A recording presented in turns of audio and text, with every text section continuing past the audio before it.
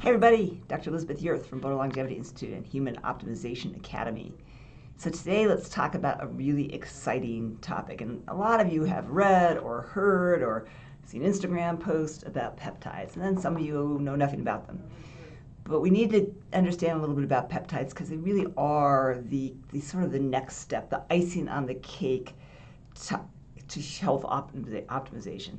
So I think that you can get so far with diet and exercise and nutrients and hormones, and then there's pieces that are still going to be missing, and I think that's where peptides really come in. These are amazing little molecules, and you can do so much with them. So first of all, what is a peptide? So basically, it's a tiny protein. It's a short chain of amino acids. So amino acids are things like glycine and arginine and leucine. So those are the building blocks of life. They're building blocks of proteins. If it's less than 50 amino acids, it's called a peptide. If it's more than 50 amino acids, it's called a protein. So basically, these are just tiny little chains of proteins. And they can be 2 amino acids, and they can be 30 amino acids. Okay, some are, so they're all different sizes, and they all have very, very different functions. But almost all communication that occurs in a body is a result of peptide signaling. So we make 7,000 plus peptides in our body, and each one has a very specific action. In fact, there's even a peptide in your body that can make you tan. One of the things that makes them sort of unique is that they have a really short half-life, and that's kind of cool. It means they're not lingering around doing a lot for a long time. So you can get very, very specific actions with them and not have these lingering effects that can cause more complications and side effects. And what they do is they bind to cell surface and they modulate processes. They're really nice for us in practicing human optimization medicine because they're very potent, they're very safe, and they're very specific. So we can really do so much with them in patients, both in helping disease states, but also in optimizing health states. In the human body, they're found in almost every cell.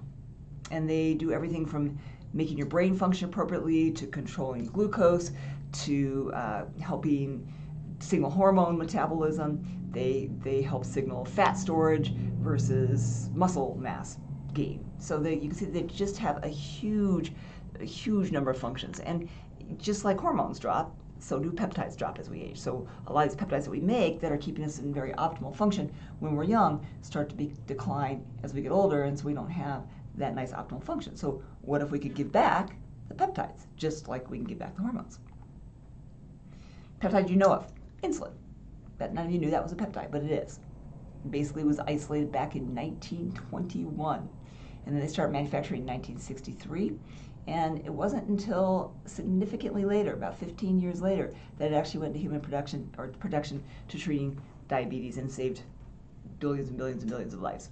So that mass production of human insulin in 1978 took you can see, a long time, and that's one of the things we really want to do is we want to be able to take these peptides that potentially we know have all these great functions and get them to our clients and our patients at a much earlier state, so they don't wait 15 years in declining health. So what can peptides do? Well, they can promote longevity, they can build muscle and burn fat, they can really help recovery from injuries, both surgery and if you have an injury like in the gym or skiing. They control insulin, they can help cardiovascular disease, they protect kidneys, they protect livers, they can improve athletic performance and endurance, they can help autoimmune disease, we can work with them in cancer treatments. They can really help the brain function, so they can reduce cognitive decline and memory loss. They can help wrinkles, they can help skin integrity, they can help wound healing. They can really help your immune system. They can increase libido, they can help you get tan, they can help sleep. There's almost nothing we can't do with the right combination of peptides. So, what are some of our favorite life-changing peptides? These are ones we use a lot. What are called, and we'll go through a couple of these, but just so you understand how vast our array of peptides are that we can choose from. We love growth hormone secretagogues. CJC, ipamorelin, tesamorelin, those are what we call growth hormone releasing hormones, growth hormone releasing peptides. And those just basically, unlike growth hormone, these are much more homeostatic. I'll explain that here in a minute. We have peptides that really help healing recovery. BPC 157, it's a magical peptide. It can do so much in healing gut, in healing tendons, in healing cartilage. Thymic peptides like thymosin beta 4.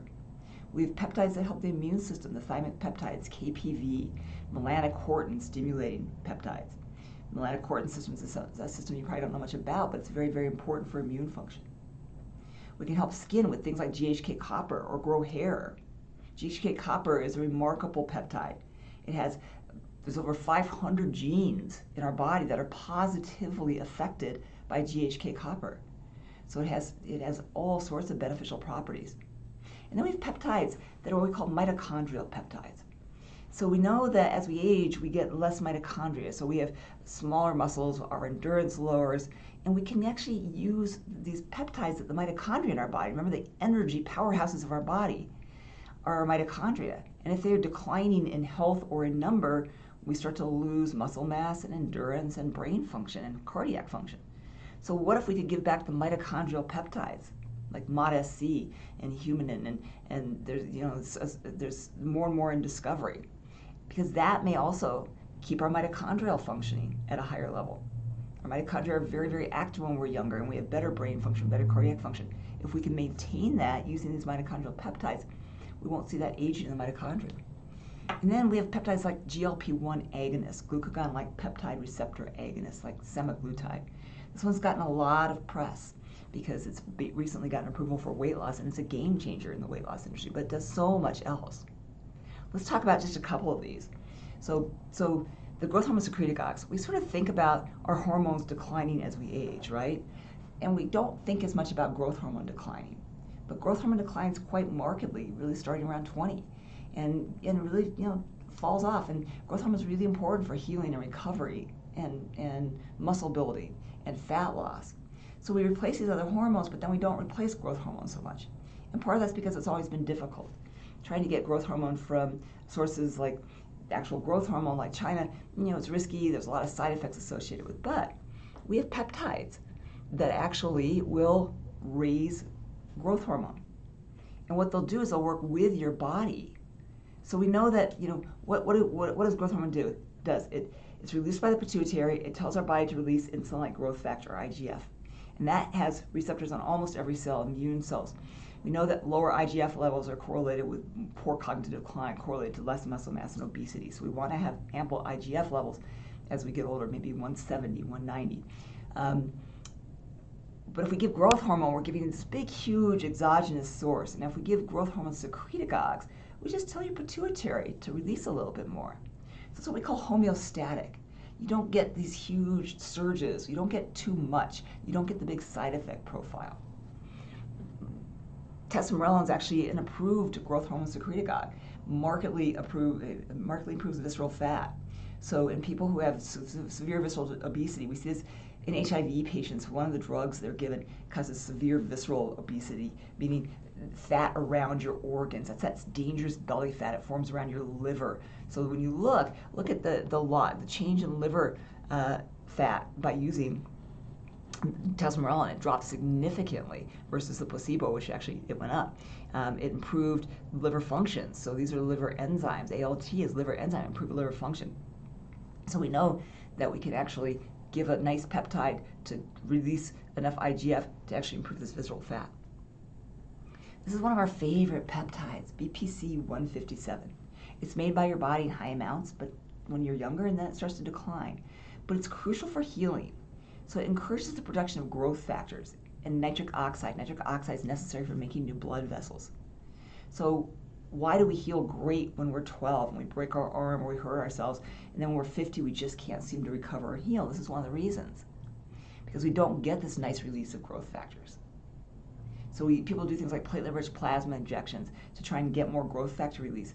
But if I use BPC 157, which is the way your body would encourage growth factor release, maybe I can get the same process or accentuate that process. So we need this for tissue regeneration, wound healing. And you can give BPC as an exogenous small injection that you give yourself. This peptide is amazing if you hurt a tendon, if you have an injury, if you're trying to recover from surgery. But it's also really good for gut. So it's very, very healing to gut tissue, and it can help with ulcers. It can help with gastritis and colitis.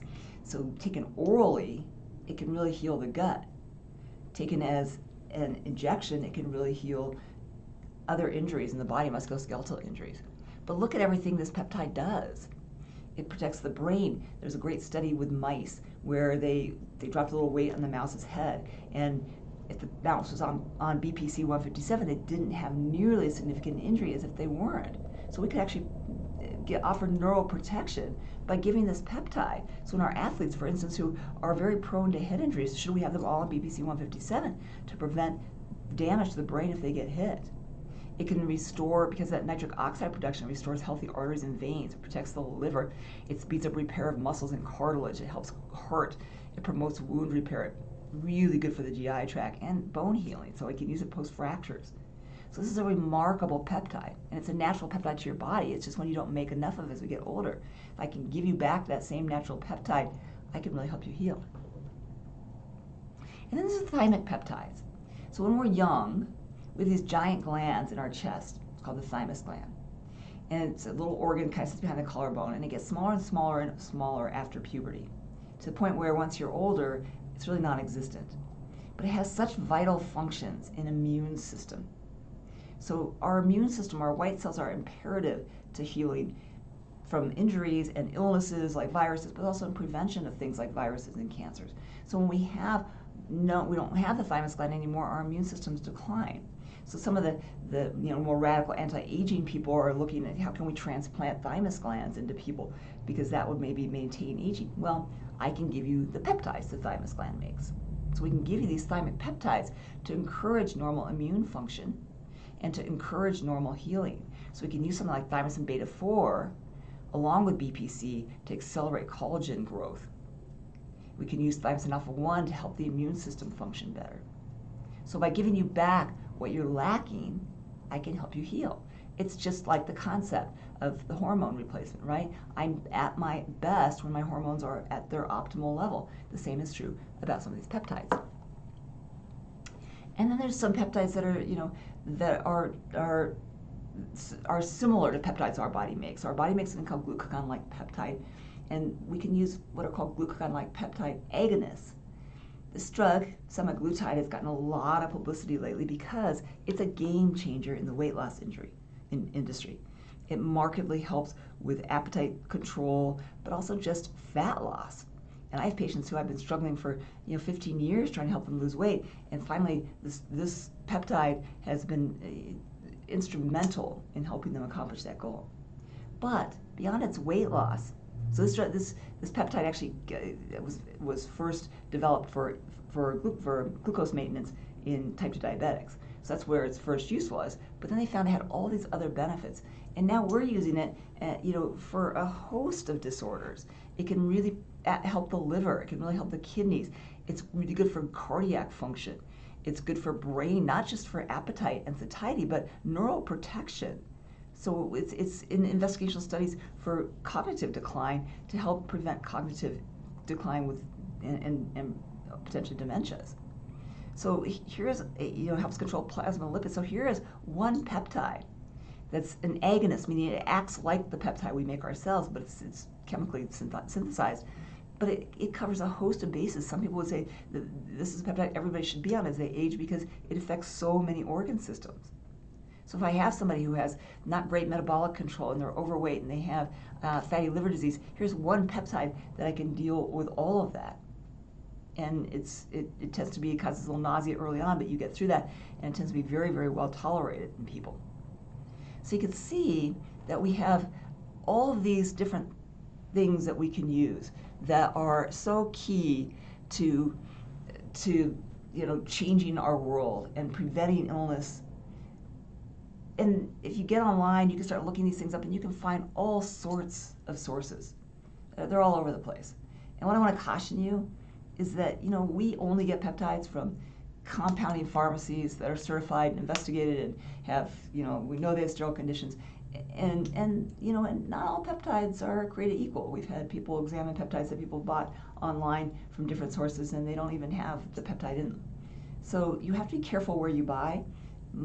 My recommendation is work with a physician that can prescribe them to a compounding pharmacy, because that's going to be most assuredly the right thing and not contaminated and not have problems with it.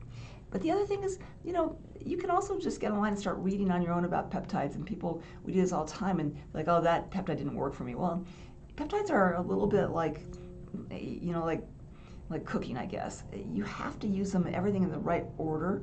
You have to use right amounts of things in right proportions. You can't stimulate one pathway before you've downregulated another pathway. So we really encourage you to work with providers that are really educated in peptides. Because honestly, reading online does not educate you in peptides.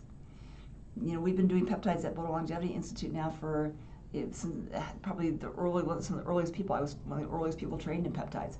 And and I would tell you, I still learn every day new peptides and new ways to use them and new issues, new ways we have to combine them. I always tell people that trying to do peptides on your own is a little bit like, my family does a lot of travel, and you'll go to, the Sistine Chapel, for instance, and you look around, that's pretty painting, that's pretty painting, that's pretty painting. Oh, there's a cool statue. Well, when you go in there with a guide, the story lights up. You're like, oh my gosh, there's the story behind that. It's so interesting, right? And it opens this whole new world. Well, peptides are kind of the same thing. If you try and just do this on your own, you're unlikely to get much out of it. And I'm not going to say that's true across the board. There are people who are really, out there really well educated in peptides who could probably do it on their own. But I could tell you it's not easy, and it takes a lot of experience. And so find somebody who really knows how to work with you, because these are expensive, and you really want to do it right. So I hope that gave you a little introduction to peptides. I will tell you, we've been using peptides for quite some time now in our practice, and they can make a world of difference. There's just so much you can do with them, and there's so much going on in the development, of new peptides. And you're going to see these in the pharmaceutical industries, more and more pharmaceuticals that are just peptide therapies as well. So you're going to see more and more like the semaglutide, which is Ozempic. So I hope you'll join us in this peptide journey and learn more. I hope that answers some questions you had about peptides as well. Thank you.